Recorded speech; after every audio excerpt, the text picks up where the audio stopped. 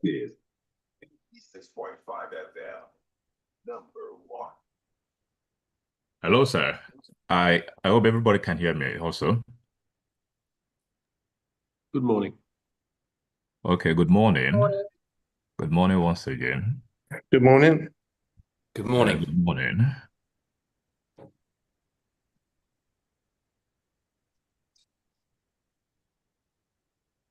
Alpha, now standpoint with this, sir. Yeah, welcome. It's good to see you. All right, sir. I been help me with the door family. Yeah, I just want to ensure that the output here is okay. Yeah, we can hear you very well, I think. Loud and clear. Yeah. So just to check, Matthew, you can hear, Greg, you can hear, Rachel, you can hear, Elechi, you can hear, Sylvester, Inina, Timothy Fisher, we can all hear. Yeah. Yes, I can hear fine. Oh, okay. And Moses, you can hear us very well, yeah? Yes, clearly. Okay, so Matthew right. has joined us too from AF Global, just as Greg. So you can, any of them can take any of the questions on the sports module part. Yes, that's All right. no problems at all. All right. Gentlemen, I hope you've brushed and combed your hair and brushed your teeth this morning. Hopefully.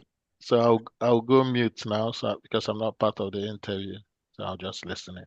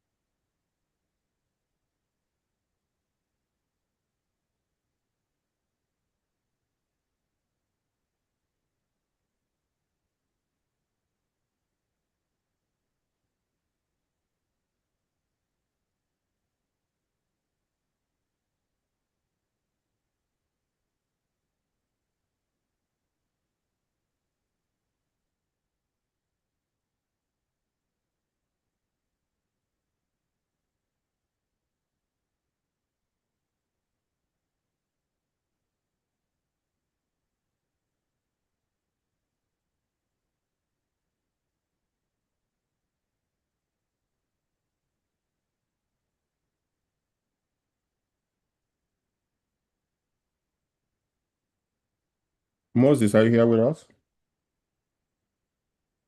Or you've left us?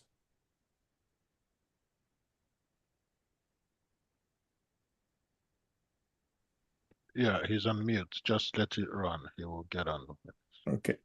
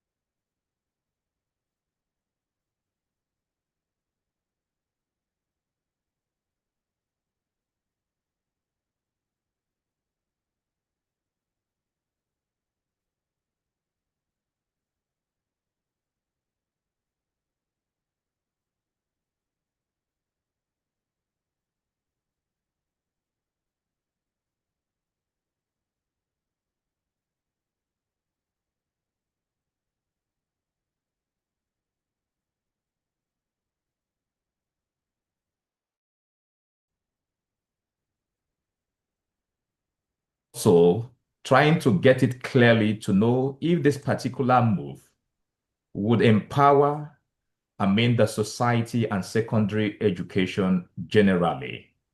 To help us unpack this on integrating sports, apprenticeships, online learning, mentorships, and financial literacy ahead of the Education Innovation Conference, our guest this morning joining us virtually, we have Timothy Fisher on mentorship. He will speak on that this morning. Good morning, sir, and welcome to Standpoint.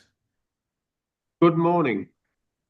All right. Also, to still address these pillars, since we'll be looking at it that during the conference, is another person who will be speaking on sports, because I'm still wondering how this will be visible at the end of the day. We have Greg Thorstans. Good morning, Greg. Welcome to Standpoint. Good morning. Also, we have Rachel Kane that will be talking on online learning. Rachel, good morning. Welcome to Standpoint. Good morning. It's lovely to be here. Thank you. All right. Also, we have Obioya, rather, Eyinaya, will be taking us on apprenticeships. Eyinaya, good morning and welcome to Standpoint. Hello, Eyinaya, you there? All right. I believe Elechi Agbe, being the chairman, is with us this morning. Elechi, good morning, sir. Good morning. Good morning. It's a pleasure to be here. All right. Maybe as the program progresses this morning, we'll have Eyinaya join us. Obioya join us. Once again, you're welcome. Let's kick off quickly because this project looks very lofty, and somebody who is also in education field. I have been thinking, bringing in these pillars talking about sports, apprenticeships, online learning, mentorships, and financial literacy. With what we have here in Nigeria, how possible this will turn out at the end of the day. But let's bring in quickly on these aspects of sports in education. We'll be speaking with Greg at this point. Greg, many people see sports as extracurricular. Why should sports be treated as a core part of secondary education? Good morning. Yeah, I think the crucial thing from our perspective is, we've over the years we've had a tried and tested model where we've integrated football inside the UK curriculum and in Spain, and I think it's something that's shown a proven track record of producing not only professional players, but I think people that have got a well-rounded understanding of education and that have gone on to have successful careers in a variety of businesses. So I think from our perspective, I think they intertwine. I think it's learning life skills, it's learning discipline in terms of structure. And in our experience, like I say, we're lucky that we've had over 40 players that have turned professional, but around 220 graduates, and they've all had successful stories in various aspects of life. So we found that the integration of football within that field of education has been incredibly beneficial. Greg, you said it's been there in the UK. Now, environments, matter. Something that is obtainable there, it's possible could not go down the other society. But let's get to hear from you. You've mentioned achievement, over 40 persons and all of that. Do you think this would be possible in a case like Nigeria and Abia State particularly? Yeah, I absolutely do. I mean, obviously Matt's on the call as well, who co-founded the company with me, and he can probably give some insight as well. But I think realistically, it's about embedding a philosophy and a concept, and I think that that could be expressed globally. And I think somewhere like Nigeria, with the extreme talent from a footballing perspective, but I think talent in general could absolutely benefit from an environment that's structured and where it could be football, but it could be any skill really, is integrated within the educational timetable that helps a person understand how to combine both the academic side of things, help them expand their horizons and give them opportunities, whether that be in our case in professional football or in other fields of business as well. Let us have a clear understanding of what the practical steps have been like over there in the UK, and if at all want to adopt that here in Nigeria, Abia State being our concern, how this could be carried out in public secondary schools. Yeah, of course. I mean, Matt, I'm aware that I'm talking too much. So, Matt, do you want to jump in and talk about the philosophy a little bit?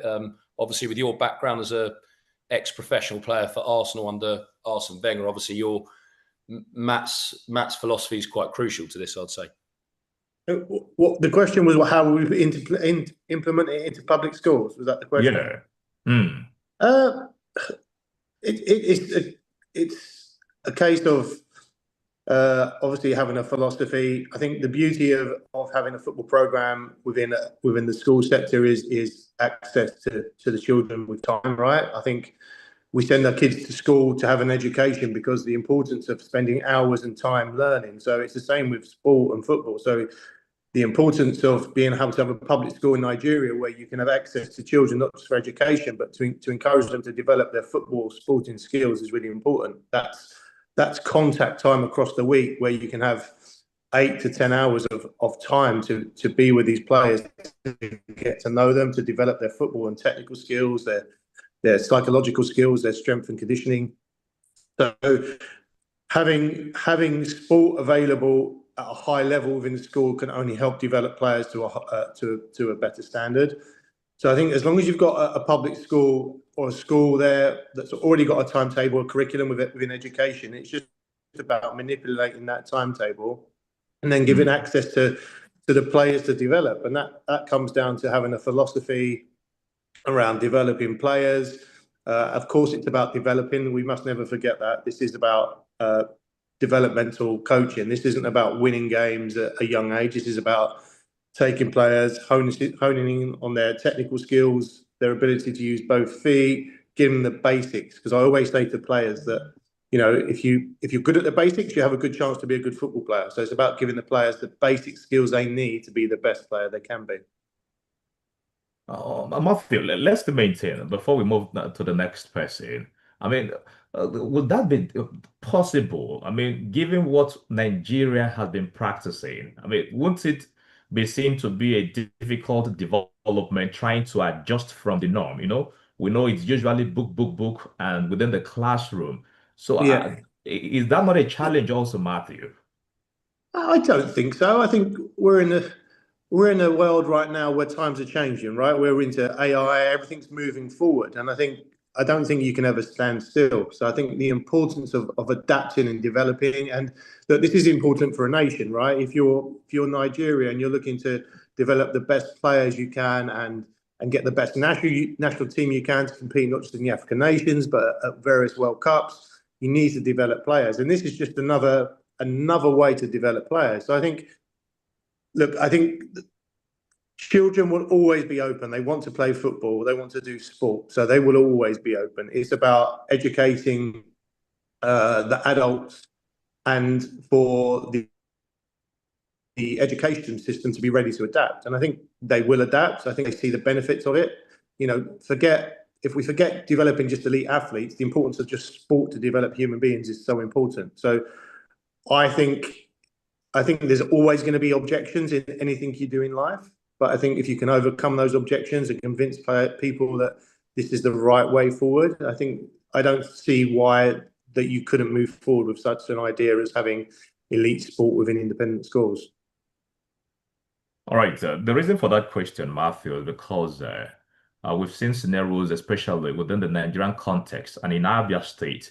Just this year, the government of Alex Otti has conducted sports programs across secondary schools about two or three times, if I can remember clearly. You know, at that moment, everybody comes together. Oh, we are interested. After that period, everybody goes home. Nobody talks about it. That was why I asked that question. If this will not be a challenge, can we change this? Is it possible? Yeah, of course it is. It's just mindset, right? It's just everything's possible in life. I don't think in life you can say anything's impossible. I think you've always got to have the mindset that it's possible. It's just meeting that challenge, understanding the reason and the context behind why, after having a successful start, it seemed to dip off. And I just think it's maybe celebrating it as well. Like if you're doing something so different now and putting football and sport within independent schools, it's about celebrating it, making it news, and celebrating the athletes taking part in it. You know, those success stories. People love a story, right? It's about emotions and hearts. So if you can gain the success stories like we've had, and people are aware of that, then of course you'll have success. And I don't see it being a problem. And the reason I say that as well, I think there's obviously a huge demand in Nigeria for it. We get numerous applications from Nigeria. We know football's huge in Nigeria. So that's why I honestly don't think there's an issue. I think it will move forward. All right. We'll be taking up with the next segment, which is on mentorship and student development. And we're going to be directing our questions to Mr. Timothy Fisher. I hope he's online right now, sir. Yes, I am, Moses. I'm here. Yeah, my pleasure to meet you. Now, Pleasure to meet you too. Yeah, thank you. Why is mentorship critical for adolescent development? So a little bit of context, perhaps. So my background is one of education. And before that, I spent a number of years working in investment banking, finance, private equity, including holding the privileged, very privileged position of being the chairman of a British English Football League club, where I learned lots of skills and responsibilities which I took on. And in the education area, I was also delivering education in really quite difficult territories, such as Iraq and Bangladesh. And recently I met the government in Syria, the new government, and we talked about this exactly, about what skills, what behaviors, what knowledge do the young people in Syria need. So mentorship has been a thick vein through all the education that I have delivered, and I found it is critical. And to Matt and to Greg's point, there's a well-being on the physical side. So health, physical conditioning, nutrition, having a strong physical outlook. But it's not just about the physical well-being, it's all about what I call the well-thinking. So it's developing those skills, having that knowledge and the behavior that allows you to embrace good decision-making, strategic and critical thinking, and also having healthy psychological and behavioral aspects in your character.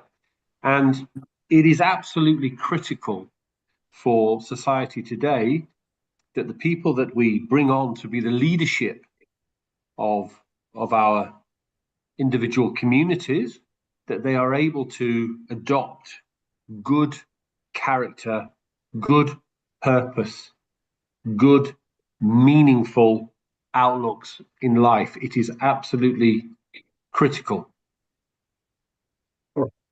Your response seems to have addressed what should have been the next question. So let me go to the board. Who can realistically serve as mentors? Is it only professionals or also teachers, alumni, and peers? I mean, beyond these categories, who else can serve as peers, as mentors?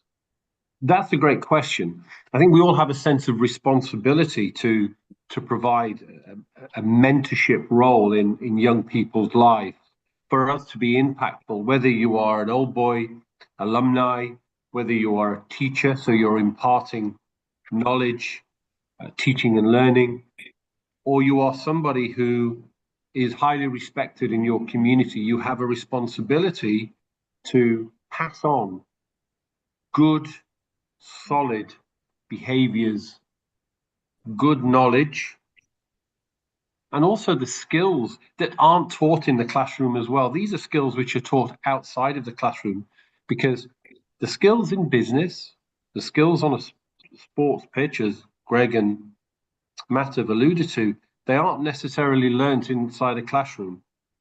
But through different environments, you can really adopt a healthy and insightful aspect, which will lead you to have a great life, a great career, and also somebody who understands the responsibility to give back in your community. I think for me, that is really important. And that is something I learned in northern Iraq, where we were serving the people who had a terrible time under ISIS around Mosul and Sinjar.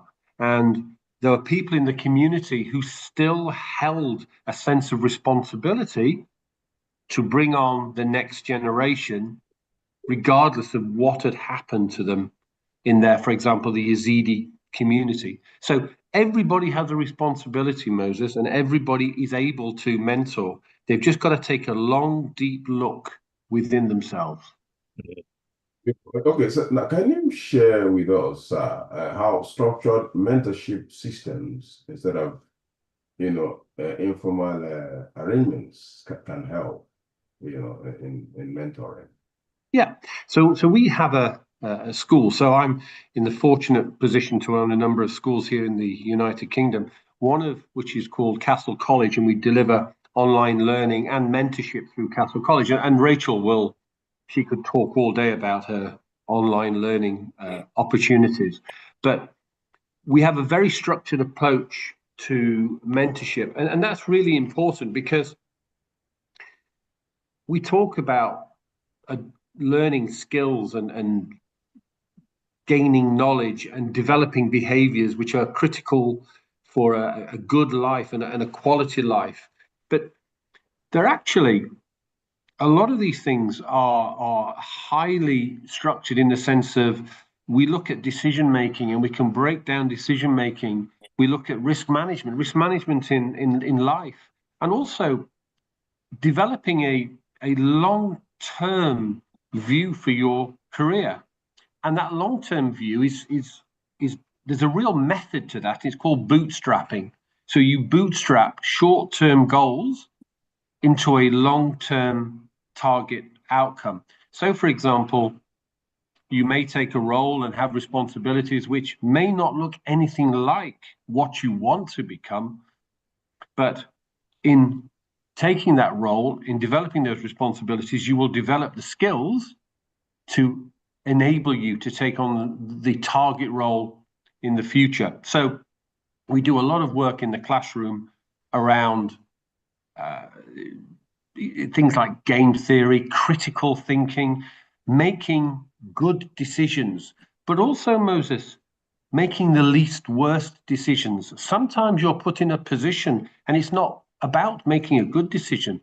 It's about making the least worst, limiting your downside, making sure that you don't expose yourself to too much risk. So these are all the things which we teach, and these are all the things that I learned through a life in banking, risk management, and of course, education. For this segment, let's look at old boys. Do you think old boys have the capacity to get involved in, and of course, mentoring issues, and of course, sustaining it? Do you think it's something that they can handle? Certainly, and I'm fortunate enough to know a small number of the old boys, and I have a high regard, especially for one of them. However, Moses, let me give you a little bit of advice. I wouldn't be brave enough to refer to him as either an old or a boy. He's a very sophisticated person who I respect, and I would put this person in front of anyone, and all they need is time, a little patience, and a little bit of direction. So the Old Boys Network will have the skill sets within them. It's just about developing the framework. What works best in Nigeria, in Umaya? What works best for the school network? All right. Thank you so much. I will have to get to online learning, and as we direct our questions to Kane. All right, we'll do that, but let's go on a very short break. When we return, we'll continue. We've been looking at these pillars that will be discussed any moment from now in Nigeria: integrating sports, mentorship. I'm talking about apprenticeship also in secondary education. Well, our guests this morning have been taking time to unpack how possible those things will become at the end of the day. After this break, we'll continue with the program. This is Standpoint, the center of all talks of politics. Stay with us.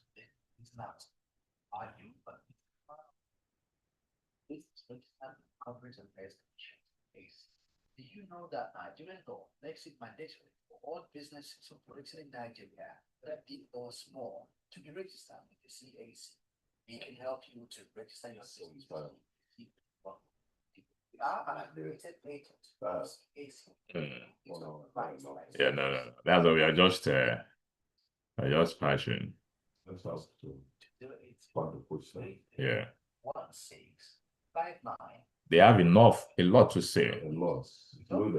Yeah, a lot to say. And these are experienced hands. They'll be here in Nigeria. Yeah. Safeguard your business name today. Register in CAC.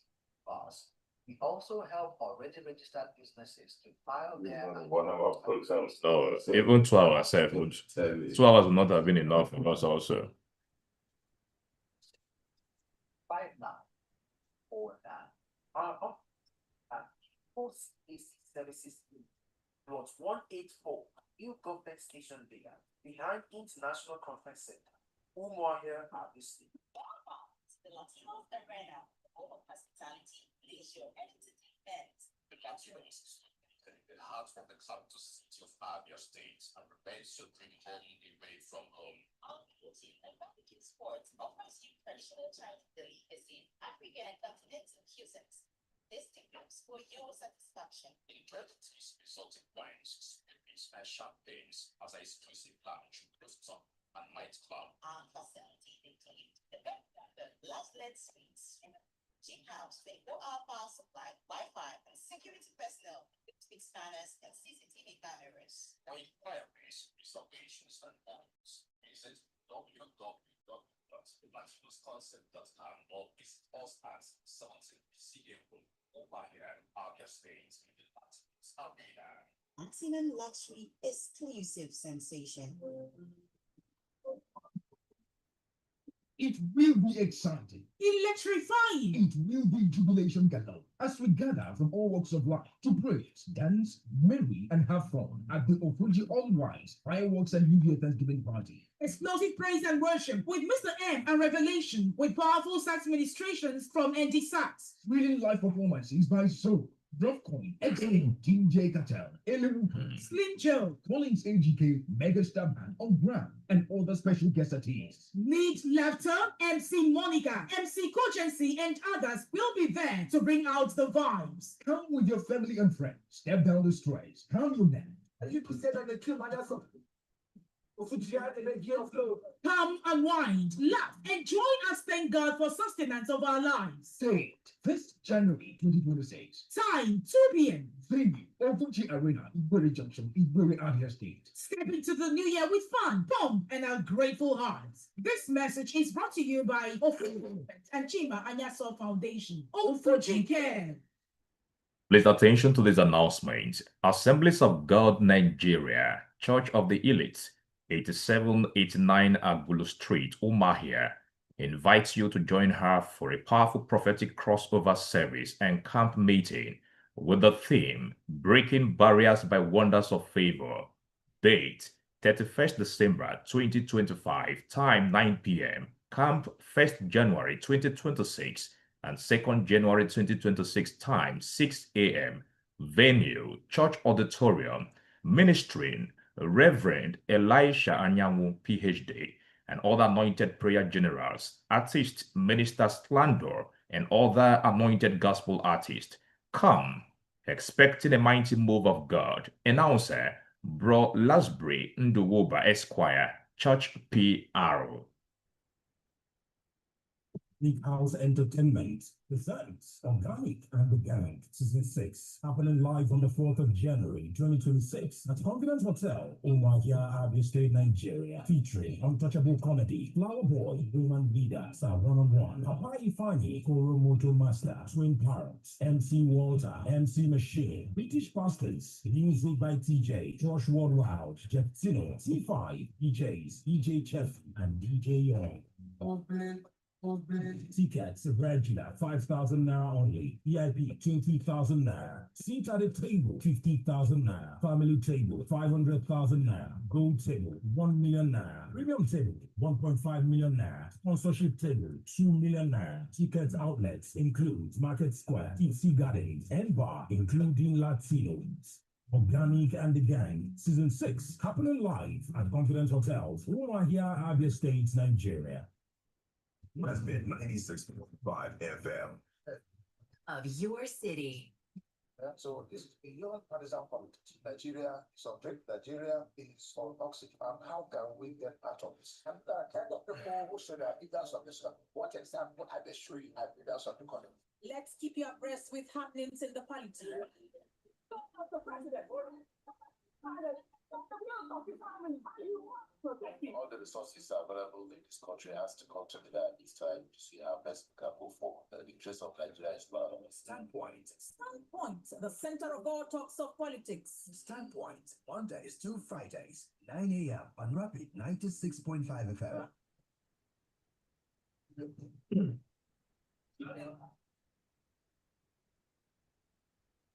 You're welcome back to the program this morning. Standpoint, the center of all talks of politics. As stated earlier, that in a rapidly changing world where academic certificates alone no longer guarantee relevance or economic security, there is a growing need to rethink how individuals, especially young people, are prepared for life, work, and leadership. It therefore makes one to ponder that education in the 21st century must be holistic, practical, and adaptive, equipping learners not just with knowledge, but with skills, character, resilience, and financial wisdom. That's why this morning we have been discussing integrating mentorship, sports, online learning, apprenticeships in our secondary education. You're welcome back to the program. Our guests this morning are Timothy Fisher, Greg, Rachel Kane. We have a Yinaya and Elechi Agbe. Gentlemen, you're welcome back to the program. Thank you. Thank you. Thank you. All right.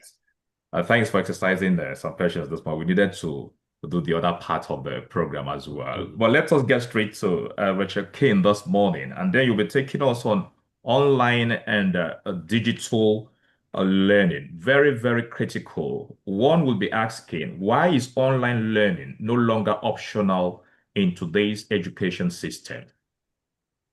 Well, as you know, we are living in a digital age, and as the news each day, we're all talking about AI and how things are moving very, very quickly. I've been fortunate enough to work in international education probably for over 20 years, and I've been working in Nigeria since about 2008. So I've seen how things change, and I've been fortunate enough also to be delivering online education probably for about 12 years. And the key point is we can't go back, we can only go forward, and it's what is relevant. And what is relevant for each country, each city, the youth of today. So we can't go back, so it's key. And it's really interesting because also young people love technology. They do. They adore technology. We know that. So it's adapting education into the learning. And I think it's the gel. I think it's the gel of the future.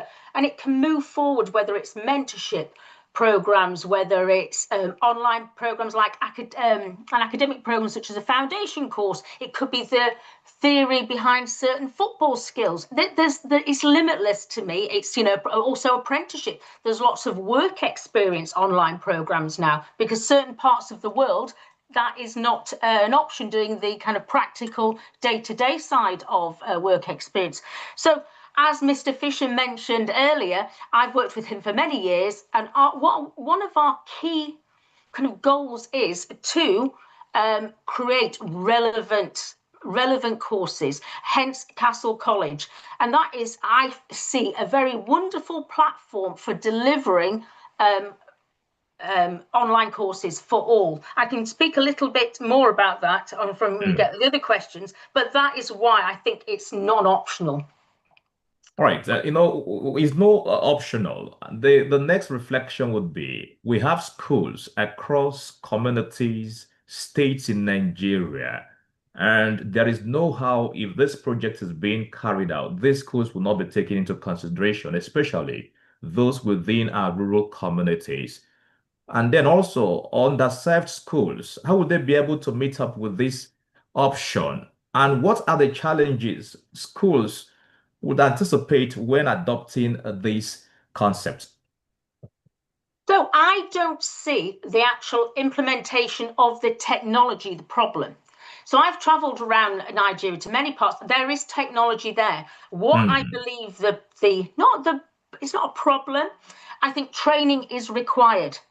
I think the staff need to be trained, whether it's for blended delivery. I know internet can be a problem, but there is offline resources. So I think really the fundamental challenges that maybe would be all the staff need training on how to deliver effective online learning, as well as the students need to know how to learn effectively using online learning, whatever the program, whether it's a foundation program we deliver, mentorship, etc.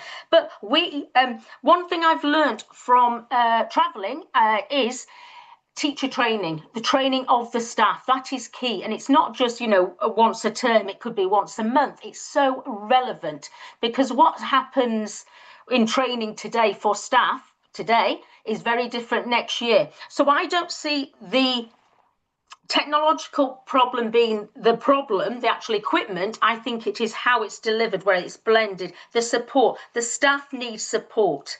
So that's how I see the problem is, and then that will overcome any issues. Also, the staff need to have confidence. And I don't know sometimes whether that confidence is there, but if they have continued training, the students know how to learn, the parents have faith in it, then I think it'd be very accessible for rural communities. Supporting has always been a challenge. I mean, trying to fund this and get to the point that these teachers are properly equipped for this task. How would this be handled given the conditions in place, Rachel? Well, like anything, everything has a cost. Nothing is free in life. However, that's fact. But we know we've got to deliver a model that is sustainable and that provides stability. And, there's no point in delivering online education if it's going to fall flat after a month because the staff don't feel they have the resources, the support, etc. So it has to be a financially sustainable model. Obviously, nothing in life is free, but we all are aware, as Mr. Fisher mentioned before, he works in many challenging areas where you've got to deliver cost-effective education. And I think it's only fair in life that it doesn't matter where you are in the world, you should be able to access excellent education. And an online pathway is a brilliant way to access programs that you wouldn't be able to normally reach. Whether you're at school age, mentorship, you want CPD programs as a teacher, you're going to continue professional development, or whether you want work experience programs or apprenticeship programs. So it's quite interesting. So I think you need to get the staff on board, and there will be investment. There has to be. Finally, before we move down to the next one, are there programs or low-cost digital solutions schools could adopt immediately, given the trend, given how fast the world is developing? Absolutely, absolutely. There are instant programs straight away that are available, and they are cost effective, and they will open doors for young people and will change their lives. So I can talk on, about the company I work with, Castle College. Brilliant. We can offer, foundation programs. We can offer master's programs, teacher training, headship programs, administrative. There's a smorgasbord available, mentorship programs that are accessible and they are affordable.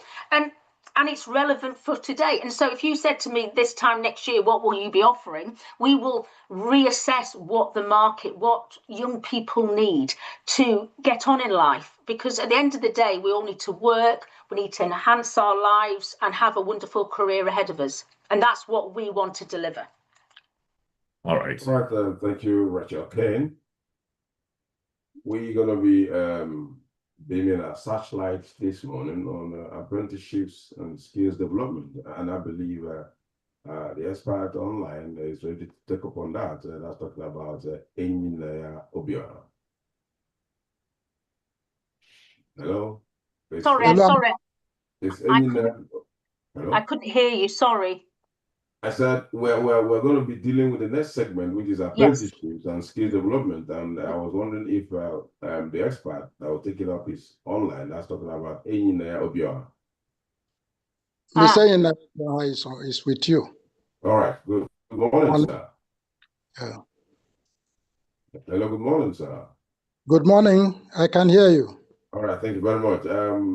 we were wondering, of course, the issue on offer here, the topic on offer is the one we're very familiar with in our terrain here in Africa. Of course, in Igbo land, we know about apprenticeships and skills development. Yes. Now, but the challenge or the poser here this morning is, why do we need to situate it in schools rather than waiting after graduation? What's your thought on that, sir? Okay, the issue is that when we allow these children to graduate from school, not many of them will be proceeding into the university or other higher education levels. And at that point in time, they are not employable. They end up roaming the streets, creating other vices and other issues that are not actually very, very good for the society. But if this is integrated right into the secondary school system, formalized, then the students will, right from the time that they are in school, learn skill that will guide them in their future life. At this stage of life, the secondary education is between the ages of 11 to 19. At this time, they are characterized with massive physical, mental, and social changes.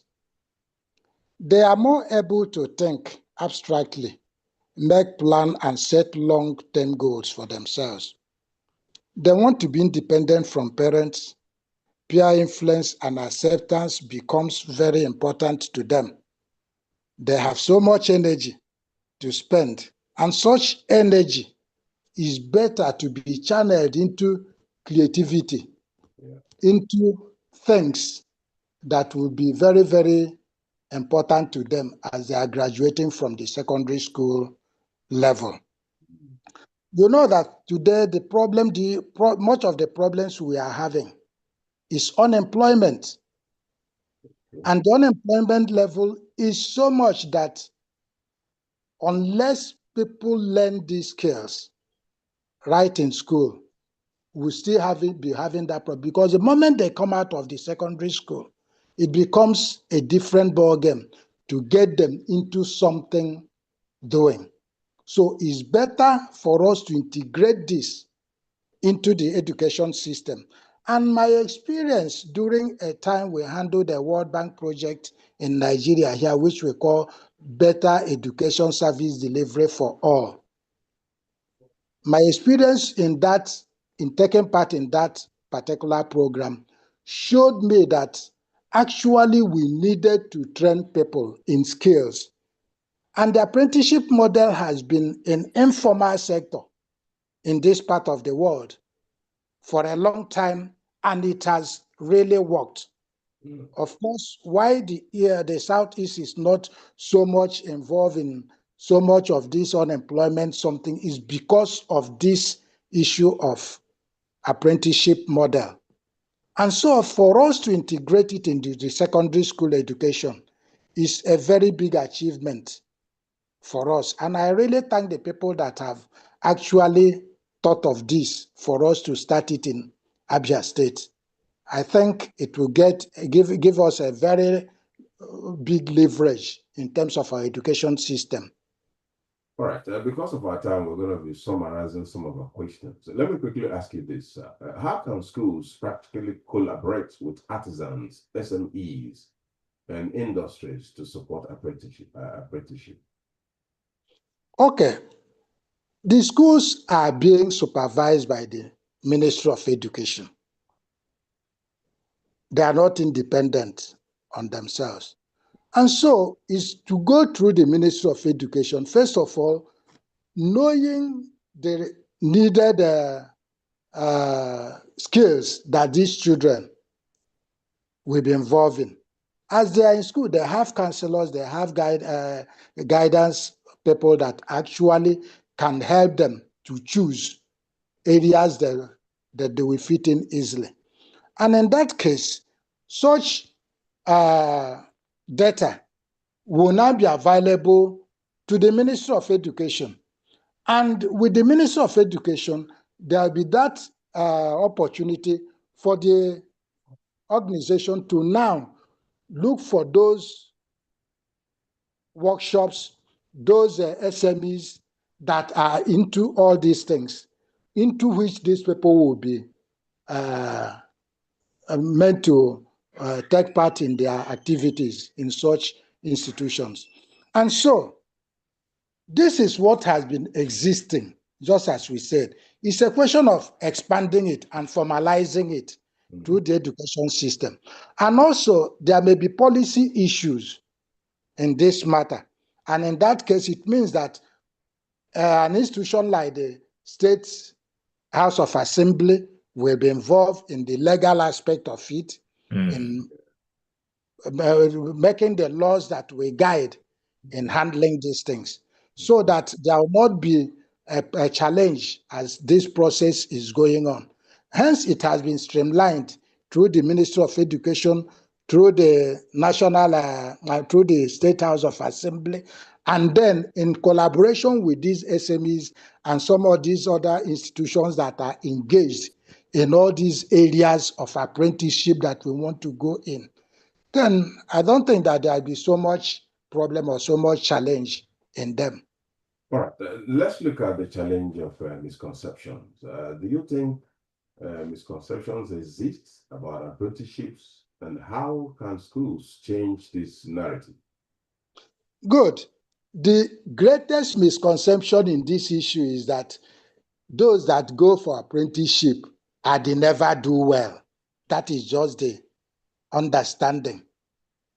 And now that it has been seen that even those who graduated in universities and other higher institutions are now available even for apprenticeship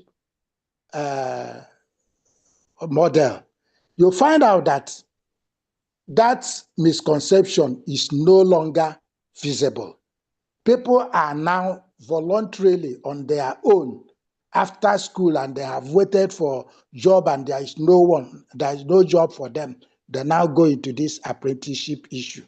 And so it is not really, the misconception is not a challenge now. It is just something that have naturally taken care of by itself. Because those who are thinking that it is not for those who did not do well in secondary school are now seeing that it is the best thing for them to go in, and they would have loved it if it was what they did in the secondary school, so that there wouldn't have been time wasted as they graduate from secondary school, and they couldn't go further in the education, and there is no job available for them. So, right. Hello? Make up your point. Just round up. Okay. So what I'm saying is that the misconception is no longer anything that is existing. Thank you, sir. All right, sir. Well, you can participate as usual. This program is interactive. You can make use of our WhatsApp platform or our call lines 09160-333-965. That's for our WhatsApp messages. Then 09160-000-965. Given this innovation that is coming, what do you make of it? Do you see it surviving, especially in Abia State? You know, while Ejinaya was speaking, he mentioned how people who have graduated are now going to, to learn how the skills could be arrived. But let's bring in this caller. I will come back to Mr. Ilechi to round off this segment. But let's speak with this caller. Good morning. Welcome to the program. Welcome. All right, thank you.